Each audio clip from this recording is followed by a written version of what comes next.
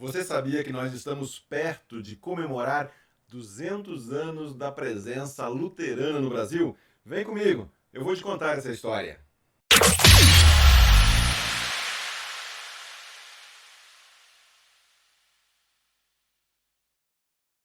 O ano de 2024 marcará uma data importante, um evento histórico no Brasil. Eu estou falando dos 200 anos da presença luterana por aqui. Isso mesmo, historiadores indicam o ano de 1824 como época da chegada dos primeiros evangélicos de confissão luterana em terras tupiniquins. Estamos aqui falando de uma tradição que remonta a pelo menos 500 anos de história. Ainda assim, é comum que aconteça aqui no Brasil de pessoas que não conhecem essa história, que não conhecem os luteranos, sequer sabem que existem duas principais denominações luteranas, quais são as diferenças entre elas. Nós já temos aqui no canal publicado diversos vídeos a respeito da vida e do pensamento do reformador alemão Martim Lutero. Confira o link abaixo de uma playlist onde você vai encontrar esses conteúdos. O ano de 1517 ficou marcado na história como o dia da publicação das 95 teses de Martim Lutero contra as indulgências. Isso então deflagrou todo um movimento que a história conhece como a Reforma ou a Reforma Protestante, embora aí o termo protestante tenha vindo somente mais tarde. Cerca então de 300 anos depois deste evento, desembarcavam no Brasil alguns homens e mulheres que dariam origem às igrejas luteranas espalhadas principalmente nas regiões sul e sudeste do Brasil. Até hoje, a presença de luteranos no Brasil está fortemente atrelada a essas regiões e também a descendentes de alemães.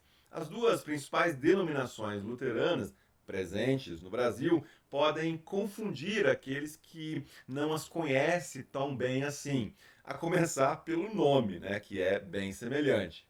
Entre os, digamos assim, iniciados, essas denominações são mais conhecidas por suas siglas, IECLB e IELB ou IELB. Já deu para você perceber aí que a diferença é de apenas uma letra. IECLB, Igreja Evangélica de Confissão Luterana no Brasil, IELB, Igreja Evangélica Luterana do Brasil.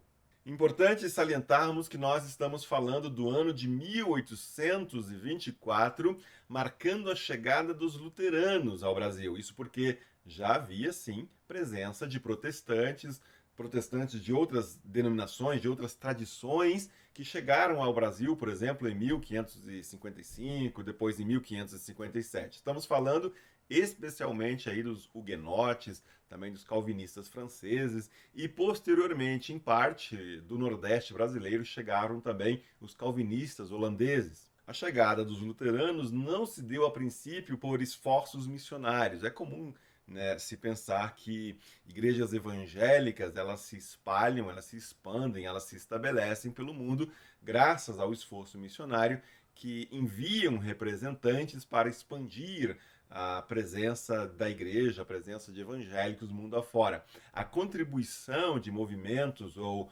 organizações missionárias, tanto da Suíça como principalmente da Alemanha, vieram somente depois, né? Esse apoio veio posteriormente, especialmente aí enviando pastores, enviando pessoas que prestassem assistência religiosa aos protestantes que se estabeleceram então por aqui. Os protestantes luteranos chegaram ao Brasil especialmente aí graças a empreendimentos de Dom João VI e depois também Dom Pedro I, que foram abrindo as fronteiras em busca de imigrantes na Europa. Em uma época em que a Alemanha, por exemplo, passava por dificuldades, havia uma grande miséria econômica e um crescimento populacional. O início da primeira metade do século XIX na Alemanha foi marcado por um rigoroso inverno. Então veio a fome, consequentemente, migrações. A grande maioria desses imigrantes foram para os Estados Unidos. Estima-se que o número de cerca de 35 milhões entre 1890 e 1930 teriam ido para os Estados Unidos. Já para o Brasil, o número foi bem menor, foi reduzido. calculando-se entre 1824 e 1945, tendo chegado ao Brasil cerca de 300 mil alemães, destes 60% protestantes, 60% de luteranos. O objetivo aqui não é tanto entrar nos detalhes que deram origem às denominações luteranas. Talvez seja aí assunto para um próximo vídeo. Deixa aí nos comentários se você gostaria que nós tratássemos mais detalhadamente deste tema. Deixa aí nos comentários se você gostaria que fizéssemos um vídeo sobre a origem e as diferenças, né, das denominações luteranas. Eu quero destacar, sim, especialmente a ISLB, que surgirá da organização de luteranos chegados desses movimentos de imigração. A chegada e a presença dos luteranos no começo não foi fácil. O mesmo ano de 1824 marca também a Constituição Imperial, dizendo que havia por aqui somente uma religião oficial, o catolicismo. Esta religião era o catolicismo romano. As outras religiões eram, no máximo, toleradas, mas não podiam marcar sua presença de forma pública, construindo templos, por exemplo. Em outras palavras, os templos com torre, os templos com sinos, nem pensar. Os únicos que poderiam edificar para si templos com essas características eram os católicos. Tudo isso, então, tornava as coisas bem difíceis, e um exemplo disso era a oficialização do casamento, que dependia de ministros registrados junto ao governo. Como os protestantes não eram reconhecidos, tudo isso só mudará com a proclamação da República em 1889 e a separação entre Igreja e Estado em 1890. Só então instituiu-se o casamento civil e a plena liberdade religiosa no Brasil. Enquanto a ISLB tem a sua origem, portanto, nesse movimento de pessoas que vêm da Alemanha, a IELB, a IELB, é mais identificada por um movimento a partir dos Estados Unidos da América. No ano de 1904, foi fundado no Brasil o Distrito Brasileiro do Sínodo Evangélico Luterano Alemão do Missouri, Ohio e outros estados. No estado onde eu nasci, lá no Espírito Santo, era muito comum identificar os membros da IELB como os Missouri.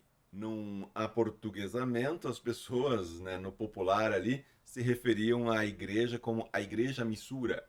Já no sul, aqui no sul do Brasil, é mais comum encontrar a relação do nome evangélico para os membros da ISLB e luterano para os membros da IELB. Quando eu lembro novamente a minha história lá no Espírito Santo, surge também a palavra alemã Gottesgasten para os luteranos da ISLB. Existe também toda uma história aí por trás disso, por trás desse termo, né, que significa mais ou menos caixa de Deus, remete especialmente a uma entidade chamada Associação Luterana Caixa de Deus. Ela foi fundada lá nos meados do século XIX na Alemanha. O objetivo era enviar, de alguma forma, apoio para os luteranos que estavam no Brasil. Era uma iniciativa que tinha, assim, por objetivo auxiliar os imigrantes em suas dificuldades. E esse apoio não era restrito somente a mandar dinheiro, não era restrito apenas ao aspecto financeiro, mas priorizava o envio de pregadores, professores e também a doação de bíblias e literatura. Com a chegada de pastores enviados especialmente pelo braço bávaro da Lutherischer Gottesgasten, é que vem a identificação, em alguns lugares, dos luteranos da ISLB como os Gottesgasten. Assim, a identificação da igreja da qual se origina a minha mãe, a família da minha mãe, eram os Missouri, e o do meu pai eram os Gottesgasten. Voltando então aos 200 anos, em comemoração, em celebração a esses 200 anos da presença luterana no Brasil, a ISLB lançou no primeiro semestre do ano de 2022 uma espécie de selo, uma arte comemorativa. Existem algumas versões. Nessa versão, em horizontal, vem também o slogan da ISLB: ISLB, Igreja de Jesus Cristo. Achei que ficou bem bacana. Esse slogan, ele reflete o tema que a ISLB definiu para os anos 2023 e 2024. Para quem não sabe, é tradição na ISLB definir temas e também lemas do ano que servem de orientação, de inspiração para os trabalhos nas comunidades. Aqui você vê o cartaz, né, o cartaz do tema e do lema para o biênio 2023-2024. Esse cartaz ele é também impresso, ele é enviado a todas as comunidades, paróquias, outras instituições ligadas ou identificadas com a ISLB e ficam expostos em murais e lugares públicos, enfim. Essas instituições podem também baixar esse material por meio de um link que fica disponível no site da ISLB. Ali elas podem acessar todo tipo de material, tanto do selo dos 200 anos, como também o material referente ao tema e ao lema do ano. Entre esses materiais encontra-se, por exemplo, este papel de parede, que traz ali embaixo, à direita, o selo dos 200 anos a que me referia. Do lado superior esquerdo, o versículo lema, conforme a passagem de Mateus 5, 13 e 14. Vocês são o sal da terra, vocês são a luz do mundo. Se você deseja ver aqui no canal nós falando um pouco mais sobre esse assunto, sobre lema, tema do ano, sobre essa arte do cartaz também da ISLB, deixa aqui nos comentários. Para finalizar esse vídeo, eu quero ainda mostrar outras duas versões do selo comemorativo, desse selo celebrativo aí, que marcará os 200 anos da presença luterana no Brasil. Aqui nós temos o formato horizontal sem o slogan, sem a frase do tema do ano, e tem também essa versão vertical. E aí tem uma pequena curiosidade. Será que você observou? Eu não sei se você notou, hein? Muitas pessoas, talvez, numa primeira olhada, vão deixar passar esse detalhe. Veja ali onde o número 200, os zeros, eles se encontram, tem a formação da silhueta da logo da ISLB. Conseguiu ver ali?